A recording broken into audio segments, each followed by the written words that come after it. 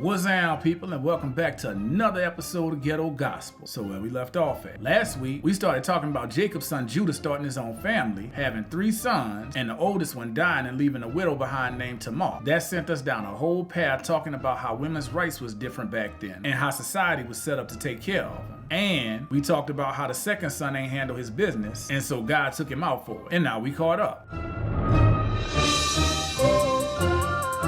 So picking it back up at verse 11, it say that Judah told his daughter-in-law Tamar to go home and stay with her daddy until the last son grew up. And it's implied that the youngest son gonna handle business and give her a son because his older brother ain't do it. I mean, he did it, but you know what? Never mind. But I guess Judah figured Tamar must have had that killer, because the next line say that he was scared his last son might die like his brothers, and that's the reason he told her that she needed to just wait for the last son. He was really just buying time. So Tamar go back to her daddy's house. Time passed and Judah's wife died. So after he finished mourning for her, he went out of town with his homeboy to shear some sheep. And I gotta take a quick pause to explain a little bit about societies back in the day that was built on farming. It wasn't like today where your paychecks show up every week or every 2 weeks or on the 1st and 15th. Folks worked hard on their farms all year, and usually at the end of the season, they'll finally get paid for all of their hard work. So it was almost tradition that folks would be happy and in a party mood when it was time for the harvest. That's pretty much what's going on here. So anyway, Tamar heard that Judah was headed out of town to shear some sheep, and she realized that the last son had grew up, and Judah promised her some baby batter once that happened, but Judah ain't do what he was supposed to do and make sure things pop off. So Tamar came up with her own plan.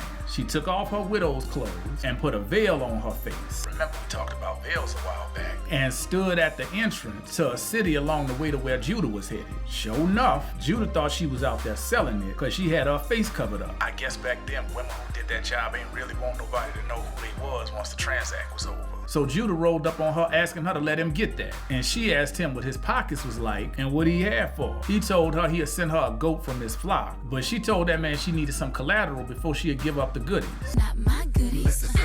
So Judah asked her what she wanted, and she told him to give up his staff, his cord, and his signet ring. That's a ring that you use to put your signature or your seal on something. So Judah gave it up, then Tamar gave it up, and sure enough, she got pregnant. Now I bet when you started watching the series about breaking down the Bible, you ain't think you was gonna hear a story about some woman tricking her father-in-law into getting her pregnant. That sound like some Young and the Restless, Jerry Springer, Tubi type of craziness. But wait!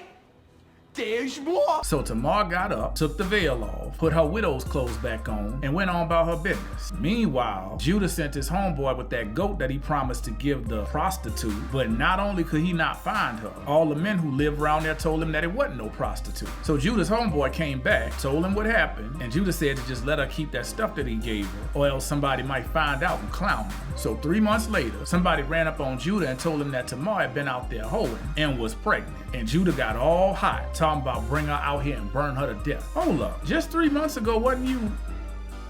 You know what? Never mind. So when they was bringing her out, she sent a message to Judah that she was pregnant by the dude that owned a familiar looking staff, cord, and signet ring. Yeah, it was Judah's stuff. And when he recognized it, he came out and admitted that she was more right than he was. And the next verse makes sure to tell us that Judah ain't smashed her no more after that. And if that part of the story wasn't crazy enough, it say that Tamar ended up pregnant with twins, and when it was time for them to be born, one stuck their hand out and they tied some string around it, but then he pulled his hand back in and the other child was born first. So they gave them names in Hebrew that essentially mean breakout and rising because of how they was born. So that's it for this week. I know, crazy, right? If you don't know Jesus, but you're trying to get to know him, go and click that first link in the description down there. I'll see y'all next week, and as always, peace, and I hope y'all people straight.